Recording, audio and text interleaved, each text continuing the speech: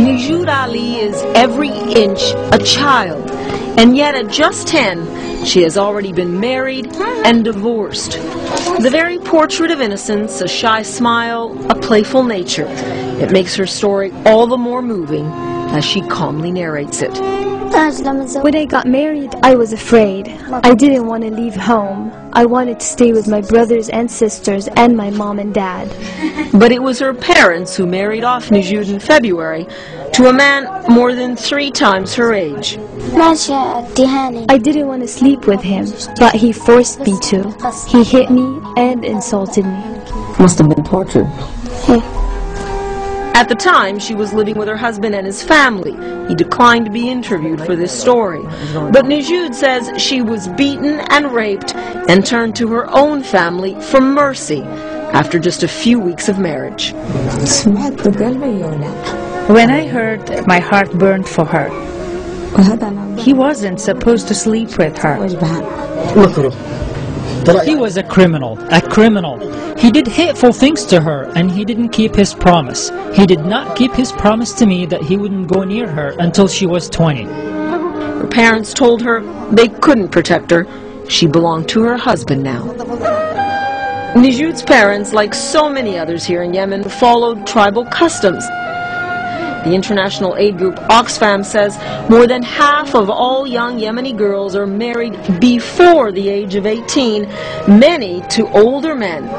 It means the girls are no longer a financial or moral burden to their parents. In traditional communities like this, it is often a question of honor. They always fear that the girl will do something to dishonor the family. She will run away with the guy. She will have a relation with the boy. So this is always the phobia that the families have.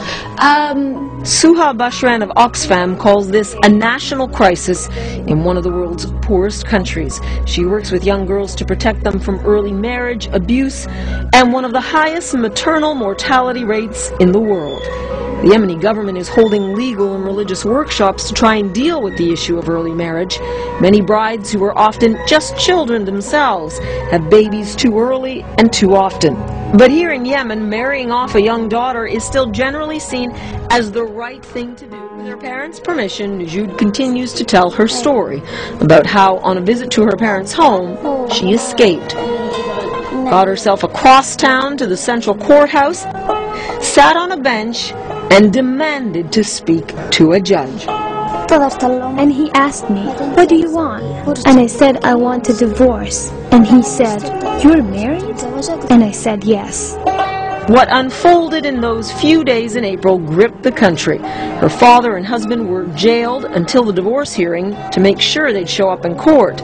Nijoud was put in the care of a very determined human rights lawyer who resolved her abuse would stop. She doesn't have anything. She doesn't have right to study, to live like children, to play, to go to the school. This is very different. And I ask her, "Don't be afraid. I will help you." Nijoud got her divorce, but based on the principles of Sharia law, her husband was compensated, not prosecuted. There were no charges against him.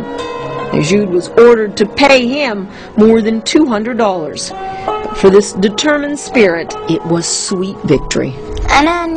I did this so that people would listen and think about not marrying their daughters off as young as I was. But the fact is, human rights advocates say it will take more than a generation if any of this is to change in Yemen. So these girls, they live in a misery that no one is talking about it.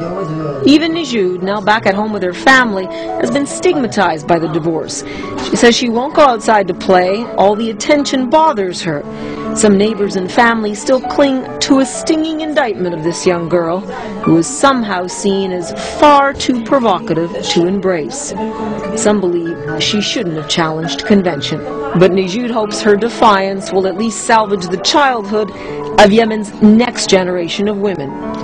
And, oh yes, she says she's never getting married.